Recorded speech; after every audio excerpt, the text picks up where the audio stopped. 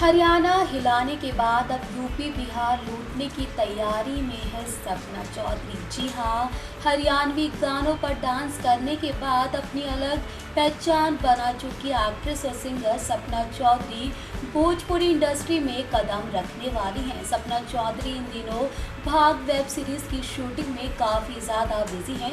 इस सीरीज की शूटिंग खत्म होने के बाद सपना चौधरी अपकमिंग भोजपुरी फिल्म की शूटिंग शुरू कर देगी। इस फिल्म में सपना चौधरी के अपोजिट भोजपुरी इंडस्ट्री के एक्टर दिनेश लाल यादव उर्फ निरहुआ लीड रील में दिखाई देने वाले हैं।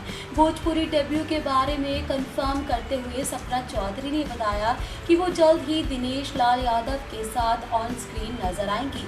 एक्ट्रेस ने अभी तक इस नई फिल्म का नाम नहीं बताया है, लेकिन जल्द ही मेकर्स इसकी अनाउंसमेंट कर ही देंगे। भोजपुरी इंडस्ट्री में अपनी शुरुआत करने के अलावा सपना चौधरी जल्द ही वेब सीरीज को प्रोड्यूस करने वाली हैं।